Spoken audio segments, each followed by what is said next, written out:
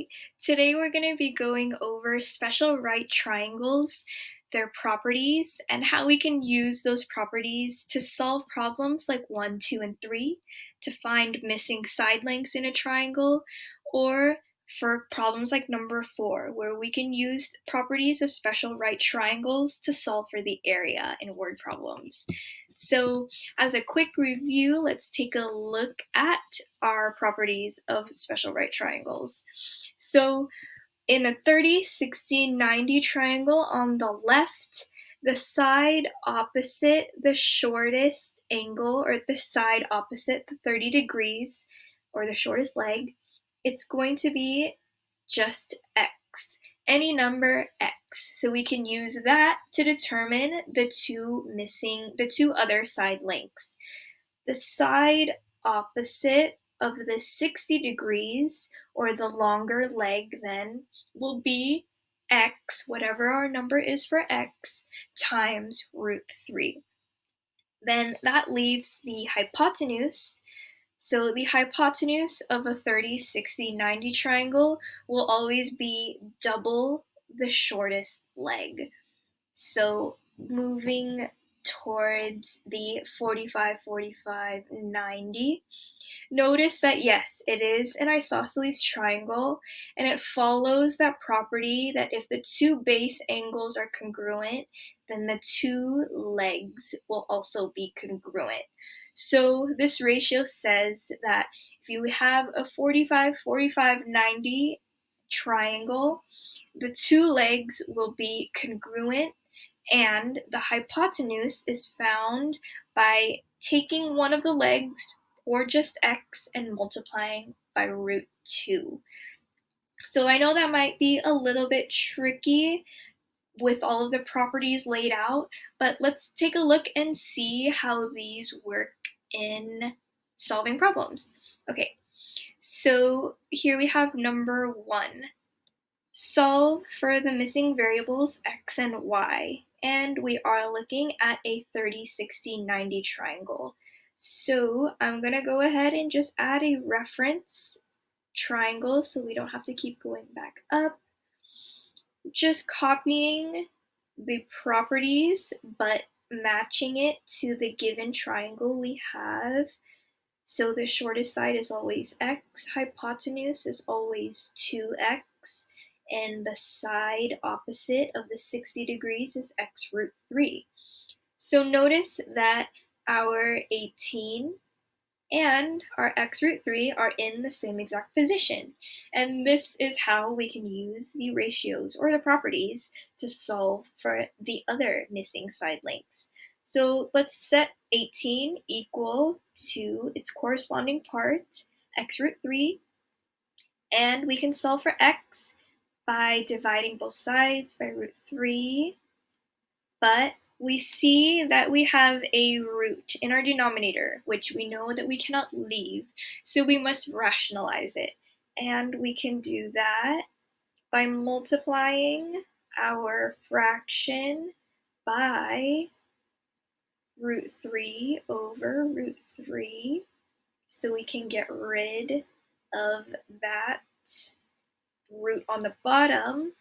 And if you know that root 3 times root 3 cancels into just 3, then you could go ahead and put that, but I'm going to write out every step just in case. So multiplying that out, we have 18 root 3 on top over root 9 equals x. But we know that, I'm just going to bring this up here, we know that that simplifies into 18 root 3 over 3 equals x. We're still not done because we can definitely divide our coefficients, and we finally have our final answer. 6 root 3 equals x. Okay, and moving on to the second problem. This one here, we have a 45, 45, 90 triangle. So once again, just quick reference triangle. Sorry that it is not just scale, but this is just so we can visualize. And again, if you're super fast at picking up on these properties, then yes, you may already know what x equals, but just for purposes of showing how to do these, um, I'll do each step. So once again, we can see that our hypotenuses, hypoteni, are in the same position, and this is the only one that we're given. So we can set these equal. 5 root 2 equals x root 2. Then divide both sides by root 2 to solve for x. And like I was saying earlier, if you could see right away that x is 5 just based on the properties, awesome. But just in case you get stuck, at least if you know the ratios, then you could solve for it mathematically. Okay, now moving on to number 3.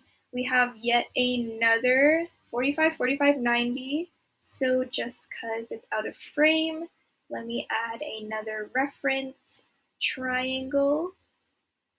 So this is easier to look at once again.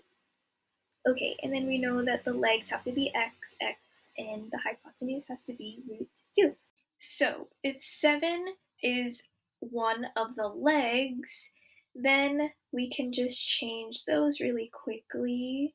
This is 7, and that's also 7, so then that will make our hypotenuse, or this one, x equals 7 root 2.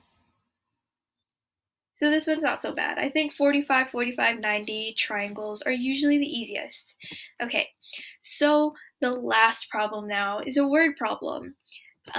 This one says the logo on a recycling bin resembles an equilateral triangle with side lengths of 6 centimeters. Approximate the area of the logo. So we can start off by just stating the formula for area of a triangle. Area of a triangle is 1/2 base times height. So once we have our base and once we have our height, then we can determine our area. But we weren't told what the height of an equilateral triangle is, because the height, then it would have to look like this. So this would be h if we're solving for that. We know that for sure, we know that b equals 6. But what is h? Well, we can look at the triangle that we're given. We know that it's equilateral, and we know that the sum of all 3 interior angles add up to 180, and it is a property that an equilateral triangle is also equiangular. So to find one of our interior angles, we can just do 180, the sum divided by 3, or however many angles we have. And that gives us 60. So that means that each of these interior angles is 60 degrees. If you knew the properties of an equilateral triangle and you knew that right away, that's perfect. So then that makes, if we're trying to determine the height or the altitude, that would split this last angle into two 30-degree angles, right? Because if the whole thing is 60, then half would be 30. So we essentially just created a 30, 60, 90 triangle using this equilateral triangle. So just pulling this aside, just so we have a better visual, what we're looking at is this. We have 60, 30. Here is our h, and our base of 1/2 of this is 3. Since the whole thing was 6, this 1/2 would be 3. All right, so using the properties of 30, 60, 90, I'm going to throw in another reference angle just in case. This is 30, this is 60, and this is x root 3. So based on this, we can see that our shortest leg is 3. So that would mean that our height and the x root 3, we can determine that by using the shortest leg that we got. So h equals 3 root 3. We're just substituting 3 for x to get 3 root 3. So now going back to solving for the area, now we know that h equals 3 root 3. So solving for the area, a equals 1/2, and using both of these quantities, 1/2 6 times 3 root 3. So I'm going to go ahead and multiply this out.